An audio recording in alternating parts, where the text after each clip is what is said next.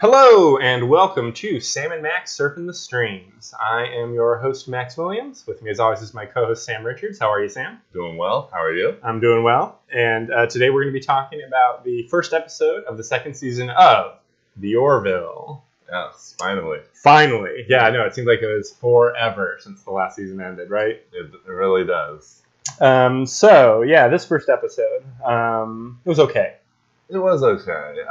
It felt like it should have been put somewhere else. It was definitely like a middle of the season type episode. Right, like a respite. Right, so slow down, catch up with the characters. Like I can kind of understand why they thought it would be a good idea to open the season with such a generalized, low stakes episode, because literally every character has something to do in this episode. That's true. It does bring everybody back. Yeah, you get an idea of what they're interested in doing, and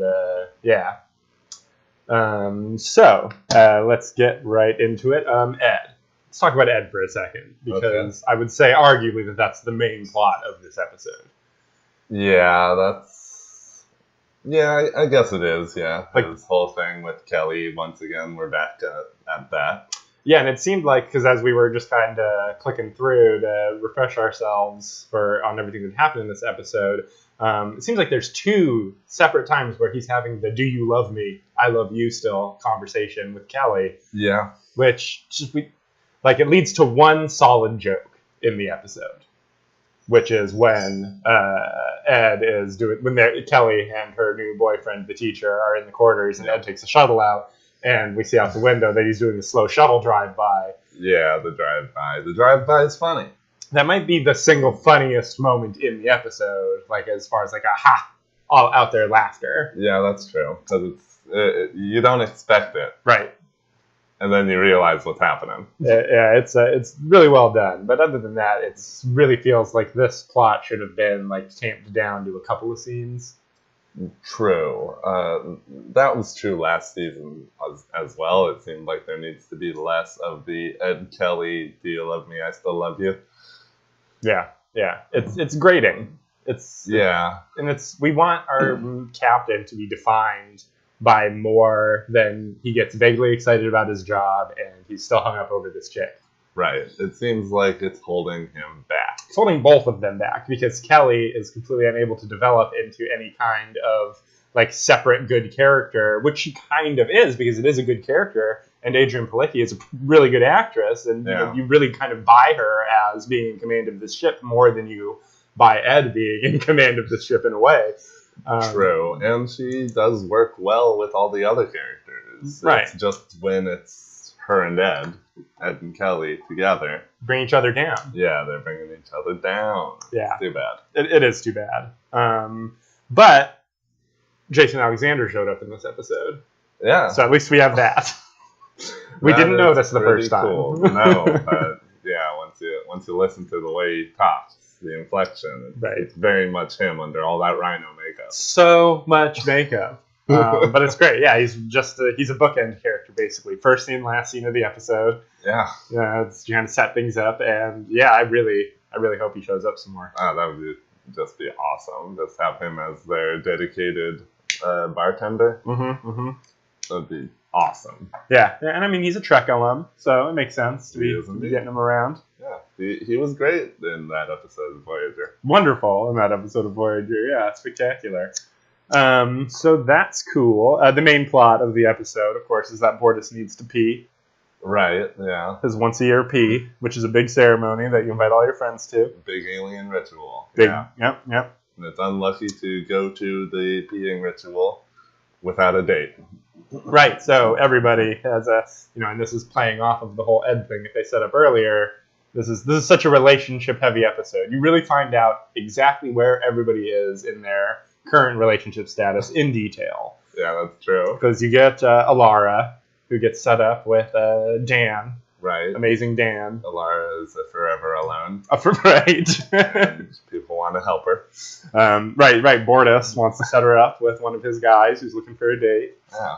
So he chooses Dan from engineering. Yeah, Dan was in the first season. I think he had a couple of lines. Like, I know there was an elevator scene he was in where he's like, oh, this is cool. Like, Yeah, I'm in the elevator with the important people. Yeah, he was the elevator guy. He wanted music in the elevator. It was very funny. And now he's back. And he is a terrible, terrible poet. It's really funny. Yeah, he's really kind of an asshole. He's one of those Dan type people who's just such a Daniel. You know what I mean?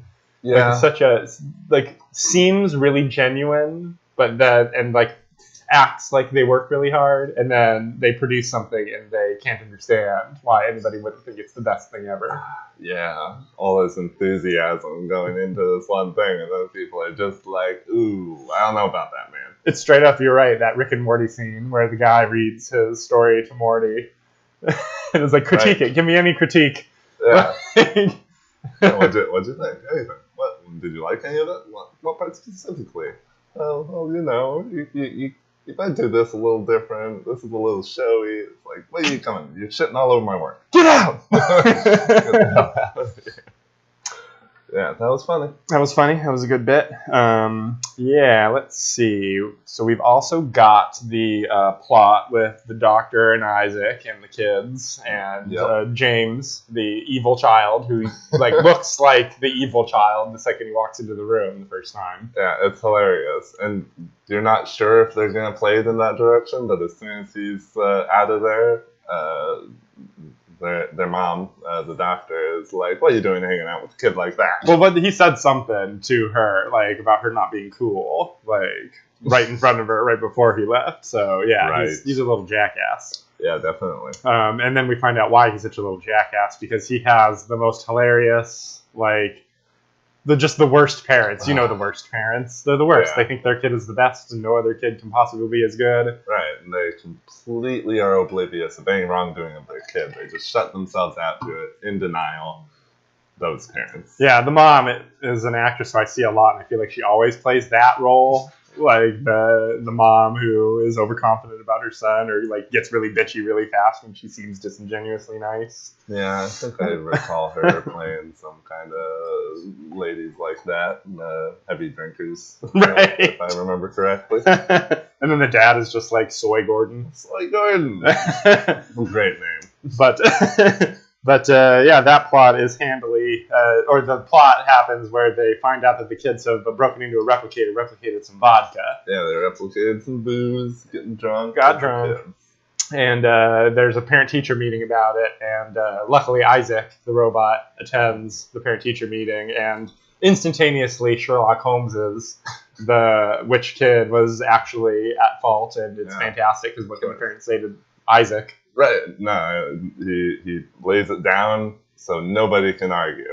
It does. I do like that they took Isaac in this direction, even though they haven't come back to it this season. A few episodes in, yeah, but this was coming back to it from last season. Right. They set that up with that episode with them on the planet, which was one of the really good episodes of that season. Great episode. So I'm glad to see that relationship in play because Claire, father figure. Right. Yeah, he plays so well off of what is Claire? Dr. Claire? I believe, Claire. That's what Yaphet's always calling her. Yeah. So that was a funny subplot, and last one is Gordon. Gordon and John. Gordon and John. We learn a lot about John as he attempts to help Gordon invite the hot new officer on a date. Right, and we learn a lot about Gordon. Who knew that he wasn't the type of guy who was confident with women? I didn't know. I know he seems like the kind of guy who would be full of misplaced confidence. Yeah, exactly. But he's really more just a regular guy. The scene when the new officer's on the bridge with him, and it's just like one long shot of him monologuing at her, and she doesn't say anything, and he's just, man, can you believe this job? I win in the lottery. It's amazing. I love it. I don't work. And the jacket, the famous jacket. Ah, yes, the zipper jacket. Do you want some jacket with your zipper? Oh man, so many zippers. One more zipper. Jacket. The advice that John gives him is one more zipper than you're comfortable with, baby. And after talking to him for a minute, he's like, maybe one more zipper. Yeah, why not? You can just add one more zipper in the replicator. And we see John's dating sim that he keeps in the holodeck. with this awesome looking club. It's a wonderful club. Yeah, like it's funny how much that one little scene does a better like future party job than any of the crazy things we've seen in disco, like when they have their party in disco. Ah, so true. And it's funny because both shows have them listening to just like modern music. Yeah. But in this show, they really set it up by having regular modern music playing all the time. There's like several different classical pieces in this episode. Yeah, they're playing off of old school records. They're playing off old school records, exactly, physical record players. Yeah. Which seems like a very Captain Picard thing to be happening. Yeah, no, I like it. I appreciate old school records. The sound quality that you get from them is just better than what you get with digital. Yeah, that computer isn't going to have the warmth of analog. Yeah. You know? So yeah, I think that's it. Yeah. Well, there was the actual ritual on Mocklin. The actual ritual. You're watching a Seth MacFarlane show, and you imagine, all right, we're setting this all up for some lowbrow pee joke. Like something's going to happen. They're going to do the Big Lebowski and have the pee go off the edge and blow back at everybody, or somebody's going to have a wiseacre remark. Yeah. But no, it was just played straight. Just like any other Star Trek alien ritual. Yep, 100%. The Next Generation alien ritual. I appreciate that. 100%. Very tasteful. So, not the best episode of the Orville, but... No, but it's still watchable. If you like the show, it's a good app. Yeah, it's nice to come back to. Absolutely. All right, so yeah, I think that's all we got. That is Season 2, Episode 1 of the Orville, reviewed by Sam and Max on Surfin the Stream. And we'll be back shortly with Episode 2. Thanks for listening.